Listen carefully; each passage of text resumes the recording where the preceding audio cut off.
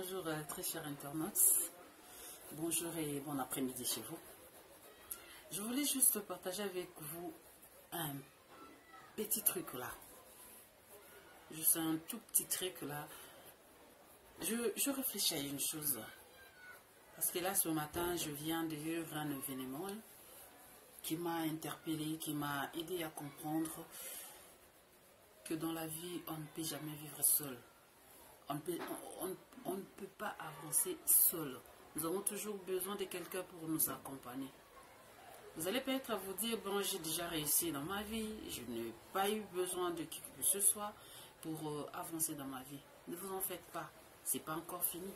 Pendant que vous vivez encore, vous aurez toujours besoin de quelqu'un pour avancer. Nous avons tous besoin que quelqu'un nous tienne la main pour avancer dans la vie. La personne, qu'elle soit plus petite que vous, ou en âge, nous avons tous besoin de l'un et de l'autre. Je me dis toujours, mon voisin de gauche, mon voisin de droite, j'ai besoin de lui, il a besoin de moi. Il a besoin de moi. La personne que nous négligeons aujourd'hui peut un jour devenir importante pour nous. La personne que vous regardez avec dédain chaque jour, chaque matin quand vous le croisez dans la rue, ne vous en faites pas. Aussi longtemps que la vie continue, aussi longtemps que vous continuez à vivre, cette personne-là peut devenir importante pour vous. Croyez-moi, elle peut devenir importante pour vous. Ne déconsidérez pas la personne, que vous soyez riche, que vous ayez des voitures, de l'argent, que vous soyez plus riche que tout le monde de votre commune ou encore dans votre quartier. Croyez-moi, vous avez besoin même des tout petits. Vous avez toujours besoin même des pauvres. Je te dis pour t'aider à comprendre que ne néglige personne. En si longtemps que Dieu te prête ses souffles de vie, ne néglige personne. Laisse-moi vous dire ce que j'ai vécu aujourd'hui. Des fois ça me fait rire, mais ça m'a interpellé. Il y a un ami qui est venu me voir. Bon, à une certaine époque, cette personne-là travaillait quelque part. Il avait perdu son boulot. Il avait du mal à payer le loyer là où il restait. Bon, on l'a chassé de la parcelle. Il devait chercher où habiter avec sa petite famille. Il avait vraiment du mal à trouver même le boulot. Il avait du mal à trouver même de quoi mettre sous la dent. Il avait 3 enfants. Son boulot, la femme ne faisait rien et les enfants devaient étudier. Donc la vie était devenue très compliquée. Bon, le peu qu'il avait mis à part, il devait d'abord régler les comptes de la maison là où il habitait avant qu'il quitte. Et le peu qui lui restait, il devait payer le loyer. Et cet ami-là, j'ai dit mon ami Y, mon ami Y là, il est allé trouver une maison quelque part chez un monsieur X.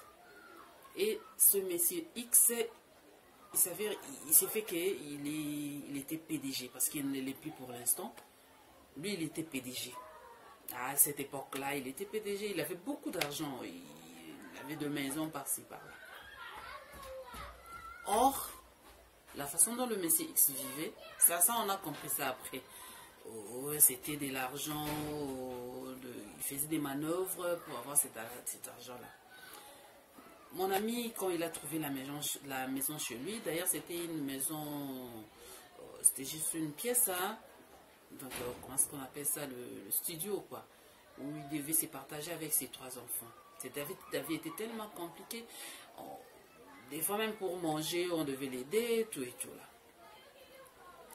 Il s'est fait que pendant cette période-là de crise, pendant cette période-là, de difficulté, il vivait avec sa petite famille, le bailleur, le PDG, la façon dont il traitait lui et toute sa famille, la façon dont il traitait mon ami Y. Ah non, non, non, non, non, non, non, non, non. Des fois, nous, on était même appelés d'intervenir pour que le monsieur X comprenne que Y avait du mal à payer le loyer et qu'il avait des difficultés, qu'il pouvait peut-être attendre et patienter. Mais c'était tellement compliqué à tel point que mon ami n'en pouvait plus, il a quitté la maison. Et en sortant de cette parcelle-là, le monsieur X qui avait beaucoup d'argent, il lui dit, bon, puisque tu as le retard de payer ma maison, tu dois quitter, mais je dois récupérer certaines choses pour compenser. Mais c'est 4 mois d'arrière. Et là, je dois récupérer certaines histoires chez toi. Pour, tu vois, moi aussi, je dois faire fonctionner mes affaires. Je dois faire tourner mes affaires. Mes enfants doivent aussi aller à l'école. Tout et tout là. Bon, quoi faire? Mon ami a cédé, puisque le 4 mois déjà, ça commençait à peser. Il avait du mal. Le monsieur Y, en état PDG, il a récupéré ce qu'il voulait récupérer, qui a fait l'équivalent de l'argent que mon ami devait lui payer par rapport à son loyer. Il a récupéré et l'ami est parti. Il devait rentrer chez eux et la femme avec les enfants devait aussi retourner dans sa famille. Bon, ils se sont mis d'accord. Bon, tu rentres pour un temps. Tu vois les difficultés. Oui, d'accord. Ils se sont séparés. Et chaque matin, il devait aller chez sa belle famille, il est resté là. La femme prépare, on lui donne à manger. Je vous dis, c'était tellement difficile. Dieu aidant, mon ami a fini par trouver un boulot. Comme c'est un informaticien, il a fini par trouver un boulot. Mais je vous dis, c'est pas n'importe quel boulot. C'est pas n'importe quel boulot qu'il a trouvé. Ah. Je ne dis pas là où il a trouvé son boulot, mais je vous dis, c'est pas n'importe quel boulot qu'il a trouvé. Tellement qu'il était honnête dans la vie. Je vous dis, si dans ma vie j'ai connu des gens honnêtes, en tout cas il en fait partie. Tellement qu'il était honnête dans sa vie. Et c'est un homme bien. Pendant même qu'il était dans des difficultés, ça ne l'empêchait pas d'aider aussi les autres. Il a trouvé un boulot. Petit à petit, il a commencé de relever la pente, tout et tout. Il a récupéré sa famille. Ils ont loué une maison de 2 chambres, salon, cuisine. Petit à petit, c'était 1 année, 2 ans. Donc, bon, pendant ces temps-là, on ne se voyait pas vraiment trop. On se parlait plus au téléphone parce qu'il y a une période, il a fait un tour au village, en fait, dans les provinces, juste pour se ressourcer un peu, revenir. Et pendant ces navettes-là, c'est en ce moment-là qu'il a croisé quelqu'un qui l'a aidé à trouver ce boulot-là. Il a trouvé son boulot, petit à petit, il relève la pente, Dieu aidant, les choses avancent. Il a fini par s'acheter une maison, quelque part, dans une commune. Il évolue. Aujourd'hui, il vit dans un quartier de riches, que nous considérons un quartier des riches. Il vit très bien. Plus que même avant. La vie qu'il mène aujourd'hui, je dirais 7 fois ou 10 fois plus que même la vie qu'il avait avant qu'il quitte son premier boulot. Donc il vit une vie heureuse, une vie meilleure. Je ne dis pas une vie des millionnaires, des riches, mais il est nickel. Voilà, Dieu, dans sa façon d'agir, un jour, il était là, il devait s'acheter une voiture et il demanda à la personne qu'il devait lui vendre la voiture, que, bon, comme ils se connaissent déjà, il lui dit, bon, j'ai une voiture, mais je dois acheter une Jeep pour ma femme et les enfants, je dois avoir un chauffeur, je ne sais pas si tu peux me trouver un chauffeur, j'en ai tellement besoin, parce que moi, vu mon temps, je ne saurais pas accompagner les enfants à l'école, il y a madame qui devait aller au boulot, je ne sais pas comment faire. Et le monsieur lui dit, oh non, je connais quelqu'un, bon, je ne sais pas, mais il doit les faire, puisque lui aussi, il est dans le besoin, et c'était un patron, et ce patron-là n'a pas su gérer ses affaires, maintenant là, il est par terre, il ne sait plus comment faire, certainement quand on l'offre ces boulots-là, il va accepter. Ah, d'accord, oui, d'accord. Ok, amène-moi la personne, on amène la personne,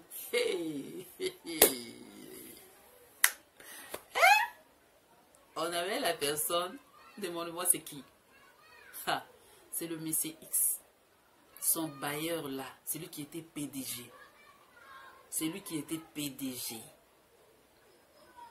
Le monsieur là qui a maltraité mon ami pendant qu'il vivait chez lui. Lui avec toute sa famille. Et c'est lui qui cherche un boulot même de chauffeur.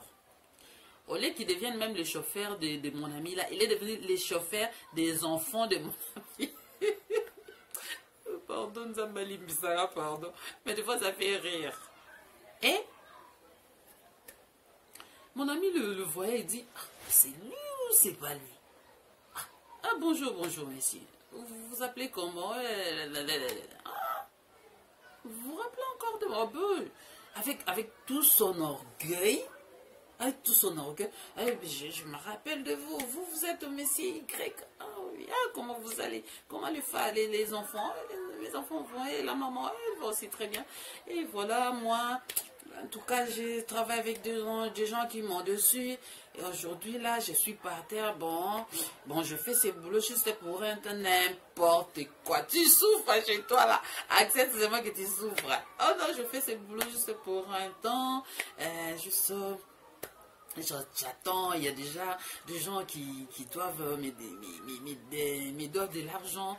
Juste sur le temps, j'attends encore. Bon, je ne peux pas rester comme ça, je dois chercher un boulot parce qu'il faut payer le loyer. C'est pourquoi j'ai parlé à mon ami. Le ciel, là, c'est mon ami. Hein.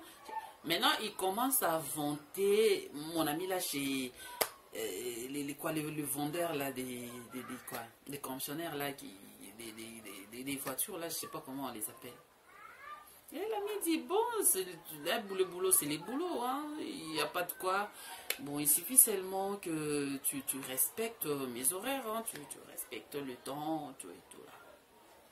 Et le monsieur a commencé à travailler en tant que chauffeur chez mon ami. C'est lui qui conduit les enfants de mon ami à l'école. Il conduit la dame. Et ce qui est marrant, c'est quoi?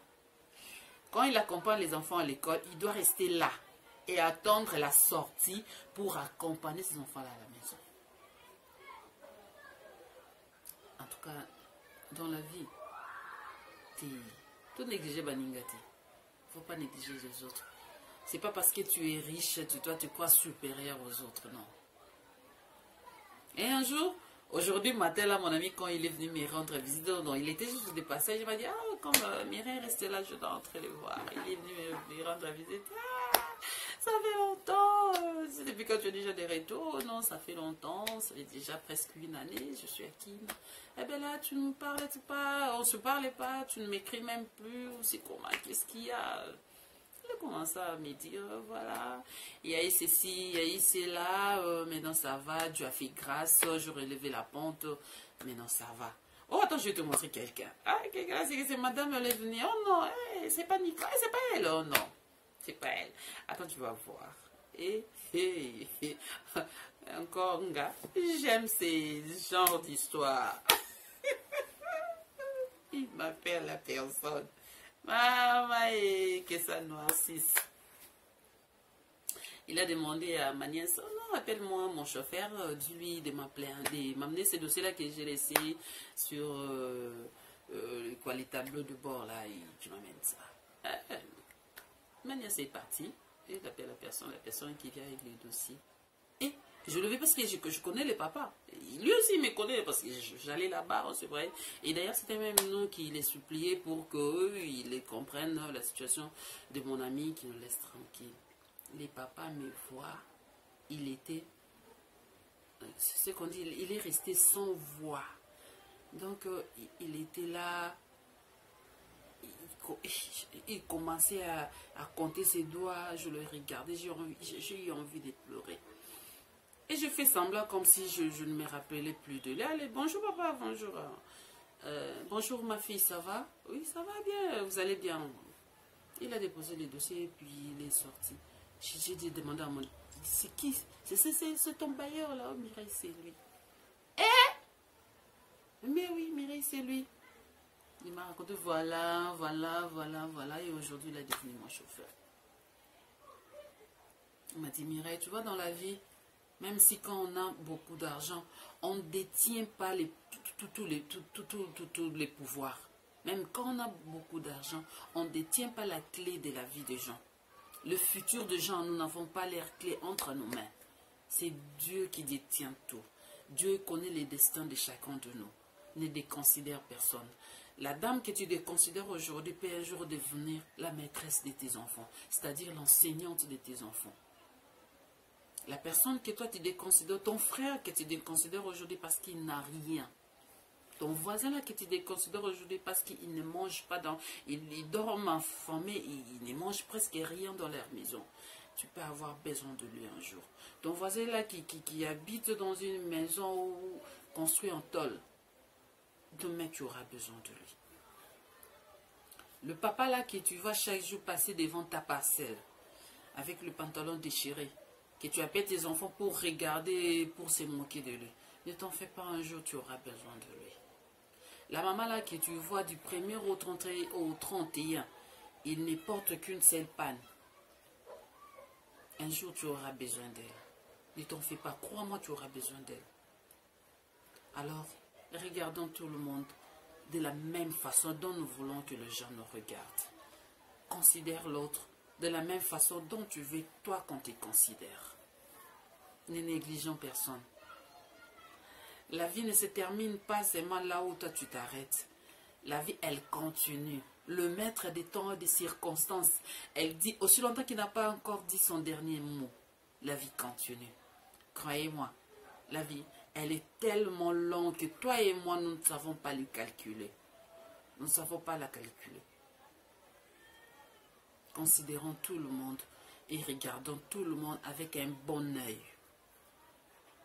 Certainement, nous allons bien avancer dans la vie. Vous savez, les talents de l'autre peuvent t'aider à progresser dans la vie. Ton talent à toi peut aider l'autre à progresser dans la vie. Alors si nous voulons que notre entreprise avance, si nous voulons que notre entreprise atteigne les sommets que nous voulons que cette entreprise-là atteigne, nous avons besoin des collaborateurs. Et ces collaborateurs-là, nous devons bien les traiter. Ces collaborateurs-là, nous devons bien les soigner. Même le huissier a besoin de votre considération. Même votre chauffeur, même votre cuisinier, même votre bonne a besoin de votre considération. Croyez-moi, la vie, elle est tellement longue. C'est le maître des temps et des circonstances qui a les derniers mots. Ce n'est pas toi, ce n'est pas moi, mais c'est Dieu. Portez-vous bien et on se retrouve à la prochaine. Je suis là pour vous. Que Dieu bénisse.